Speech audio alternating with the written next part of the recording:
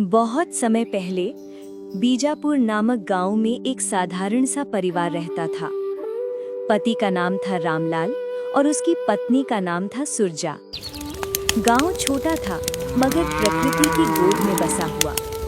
चारों ओर हरे भरे खेत, तालाब और दूर दूर तक फैले जंगल। रामलाल, रोज तो तुम मवेशियों के पीछे पीछे निकल जाते हो, कभी अपने लिए भी सोचा करो। दिन रात बस यही मेहनत। सुरजा, हमारा जीवन ही ऐसा है।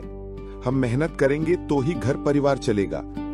भगवान जो देगा उसी में संतोष मानना चाहिए। गांव में लोग रामलाल को बहुत भोला भाला मानते थे।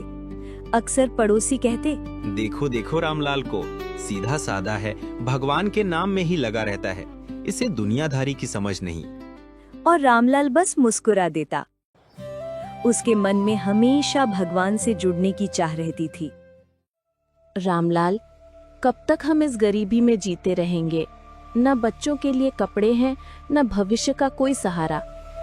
कभी कभी मन डर जाता है कि कल को हमारे साथ क्या होगा। सुरजा, चिंता मत कर, भगवान तो सबका भला करना ही चाहता है। हम भले गरीब हैं पर ईमानदार हैं, यही हमारी सबसे बड़ी पूंजी है। कभी कभी लगता है कोई ऊपर है जो हमें देख रहा है, बस उसी पर भरोसा रखो। गरीब थे मगर मन में संतोष था। रामलाल का विश्वास था कि एक दिन उसकी पुकार अवश्य सुनी जाएगी। हर शाम वो अपने पशुओं को चराने जंगल की ओर जाता।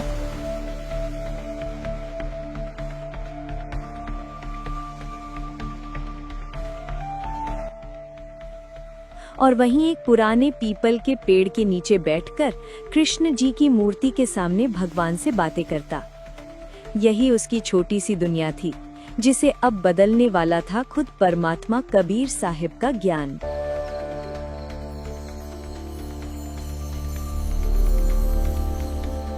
हर दिन की तरह आज भी रामलाल भोर होते ही उठ गया। उसने अपने पशुओं को खोला।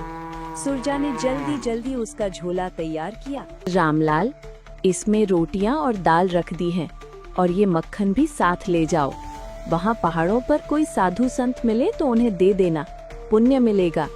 हाँ सुरजा, ऐसा ही करूंगा। सच कहूं तो इस मक्खन से ज्यादा मुझे उस पीपल के पेड़ के नीचे बैठकर शांति मिलती है। वहां बैठकर मन को लगता है कि भगवान मेरी बातें सुन रहे हैं। रामलाल के लिए ये रास्ता कोई साधारण रास्ता नहीं था। हर कदम उसके लिए जैसे एक तपस्या थी। उसकी आंखें दूर पहाड़ की चोटी और उस पुराने पीपल के पेड़ की ओर लगी रहती थी। वहीं उसका मन चैन पाता था। हे परमात्मा, तुम तो सबके दिल की जानते हो। मैं कुछ मांगने नहीं आया, बस इतना चाहता हूं कि तुम मेरे साथ रहो। मेरी पत्नी, मेरा परिवार, मेरे गांव के लोग, सबका भला करना। कभी कभी मन सोचता है, सच में कोई सुनता भी है या नहीं। फिर दिल कहता है, हाँ, कोई तो है जो हमारे आंसू देखता है। लेकिन उस दिन कुछ अलग हुआ। पीपल की पत्तियों से जैसे कोई आवाज गूंजी। रामलाल को लगा मानो कोई उसकी प्रार्थना का उत्तर दे रहा हो। रामलाल, सच्चा भगवान तो किसी मूर्ति या चढ़ावे से प्रसन्न नहीं होता। भक्ति करनी है तो नाम जप करो, सद्गुरु से जुड़ो। कौन बोल रहा है? कौन है वहां? क्या सच में मेरी प्रार्थना सुनी गई? शायद ये मेरी कल्पना हो, या फिर भगवान सच में बोल रहे थे। अगर ये सच है तो कल फिर आकर देखूंगा। आज तो बस मैं यही सोचूंगा कि मेरी प्रार्थना बेकार नहीं जाती। उस दिन वो और दिनों से ज्यादा देर तक पीपल के पेड़ के नीचे बैठा रहा। उसका दिल जैसे किसी रहस्य की ओर खींच रहा था। उसे पता नहीं था कि यही साधारण सा पेड़ जल्द ही उसे उस परम सत्य से मिलवाने वाला है, जिसकी खोज में वो बरसों से भटक रहा था।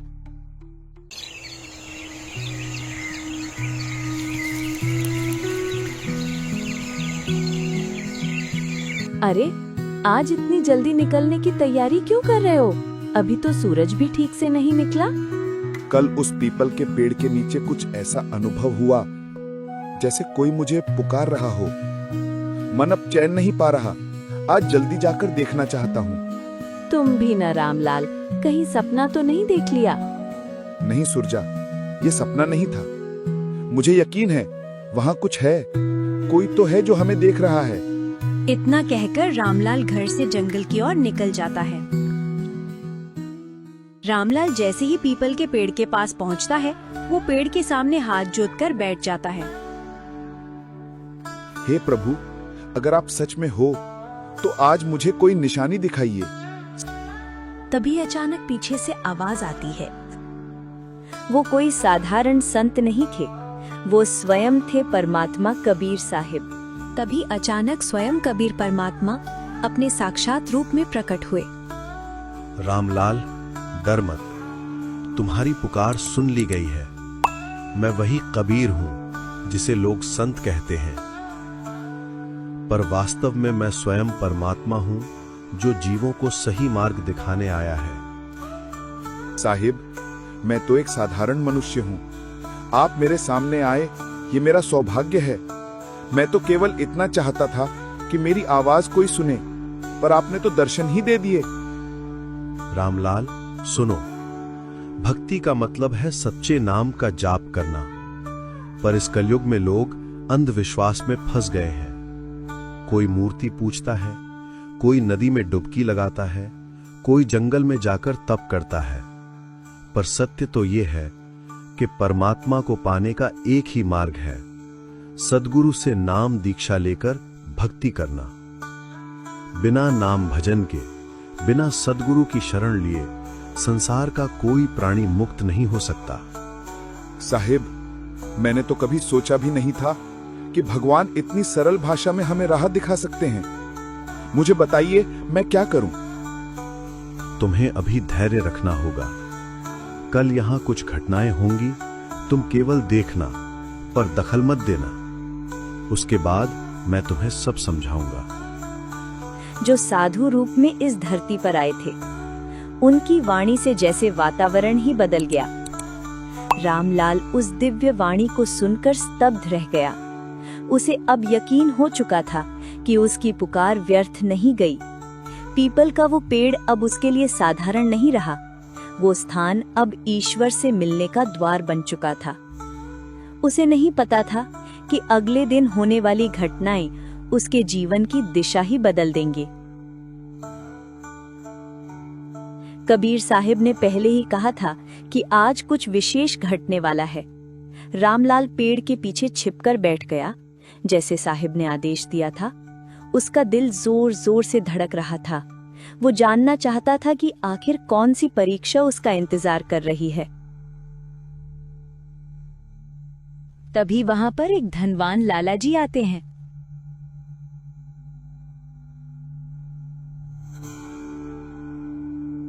हे प्रभु, आपने मुझे इतना धन दिया, इतना बड़ा कारोबार दिया, पर मेरी लालसा अभी भी पूरी नहीं हुई। मेरे पास और धन हो, मेरे व्यापार में और लाभ हो, बस यही मेरी इच्छा है। वो भारी थैली मूर्ति के पास रख देता है, फिर ध्यान भटकने से थैली वहीं छोड़कर चला जाता है। अरे, ये तो बड़ी रकम है। इस व्यापारी ने भूल कर दी, पर साहिब ने कहा है कि चुप रहना है। थोड़ी देर बाद एक गरीब किसान आता है।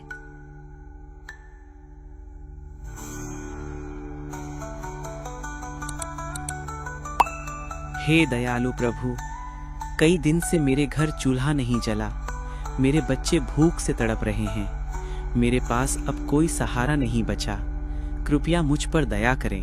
अचानक उसकी नजर पैसे की थैली पर पड़ती है। वो कांपते हाथों से उसे उठाता है और रोते रोते कहता है, प्रभु, आपने ही मेरी सुन ली। अब मैं अपने बच्चों का पेट भर सकूंगा। आपकी दया अपार है। वाह साहिब, आपने उस गरीब की झोली भर दी। ये तो अद्भुत है। अब कुछ देर बाद वहाँ सपेरा आता है।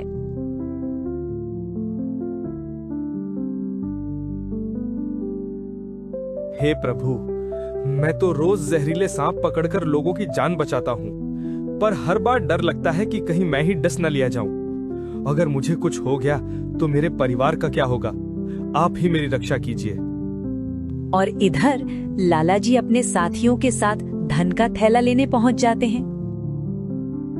मेरी थैली यहाँ रखी थी, जरूर किसी ने चुराई है, और यहाँ तो सिर्फ यही सपेरा बैठा है, इसी ने मेरी थैली ली होगी।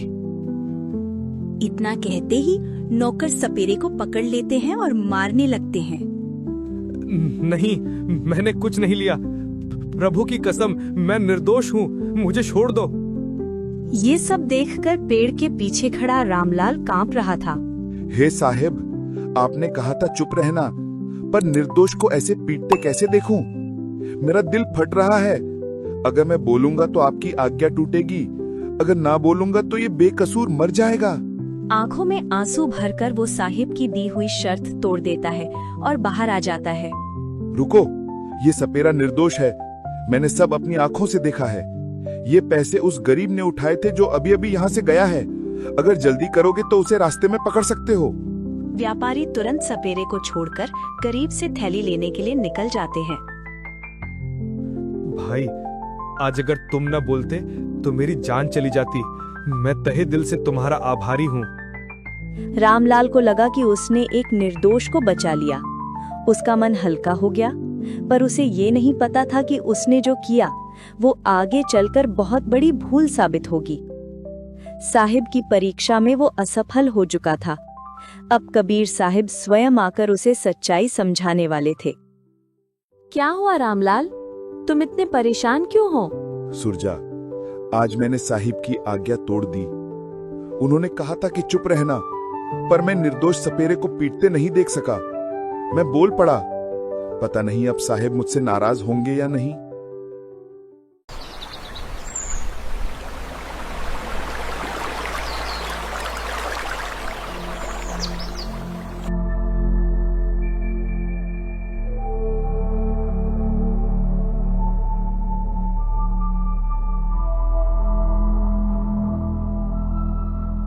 साहिब, मैंने आपकी आज्ञा का उल्लंघन किया, मुझे क्षमा करे। मैंने सोचा निर्दोष को बचाना ही धर्म है। रामलाल, तूने जो किया वो तेरी दृष्टि में सही लगा, परंतु जो तू नहीं जानता वही असली रहस्य है। आज मैं तुझे वो दिखाऊंगा जो सामान्य आंखें नहीं देख सकती। व्यापारी का भाग्य। ये व्यापारी पिछले जन्म में गरीबों का धन हड़प कर बैठा था। इस जन्म में जो भी धन इकट्ठा करेगा वो टिकेगा नहीं, इसलिए उसकी थैली का जाना उसके कर्मों का हिसाब था। गरीब का भाग्य। वो गरीब किसान पिछले जन्म में दानवीर था। उसे ये धन मिलना ही चाहिए था ताकि उसके घर का चूल्हा जले, पर तेरे हस्तक्षेप ने उसका भाग्य छीन लिया। सपेरे का भाग्य। वो सपेरा एक पापी था। पिछले जन्म में उसने कई निर्दोषों को फंसाकर कष्ट दिया था। इस जन्म में उसे अन्याय सहना था, पर तेरा बोलना बीच में आ गया। तूने कर्मों का लेखा जोखा बिगाड़ दिया। साहिब, अब मैं समझ गया। मैंने अपनी बुद्धि पर भरोसा किया और गलती की। अब मैं आपकी शरण में हूं। मुझे नाम दीक्षा दीजिए और सच्चे भजन का मार्ग दिखाइए। रामलाल, इस संसार में जो कुछ घटता है वो सब कर्मों के लेखे के अनुसार होता है। मनुष्य अपनी सीमित दृष्टि से सोचता है कि वो किसी की मदद कर रहा है, परंतु वास्तव में वो विधि विधान में हस्तक्षेप करता है। सच्ची मदद केवल सद्गुरु कर सकता है, क्योंकि वही कर्मों का बंधन काटने की शक्ति रखता है। तूने निर्दोष को बचाने की कोशिश की, पर क्या तू उसके पुराने कर्म जानता था? क्या तू देख सका कि उस गरीब की झोली कैसे खाली हो गई? याद रख, फल की चिंता छोड़, केवल नाम का भजन कर। सद्गुरु की आज्ञा ही असली धर्म है। रामलाल, तेरे भीतर की जिज्ञासा सच्ची है। मैं तुझे नाम दूंगा और साधना का तरीका समझाऊंगा। तू बस श्रद्धा और नियम से भजन करना। तेरे घर में सुख शांति और आत्मा को मोक्ष मिलेगा। उस दिन से रामलाल और उसकी पत्नी सुरजा ने कबीर साहिब की शरण ग्रहण की। उनका जीवन बदल गया। जो पहले हर बात पर डरते और घबराते थे, अब उनका दिल शांत हो गया। उन्होंने जाना कि असली सुख धन दौलत में नहीं, बल्कि सद्गुरु के नाम और आज्ञा में है। कबीर साहिब का संदेश पूरे गांव में फैलने लगा। ईश्वर की प्राप्ति मूर्तियों और अंधविश्वास से नहीं, बल्कि सच्चे पूर्ण गुरु से मिले नाम और उनके बताए मार्ग से होती है।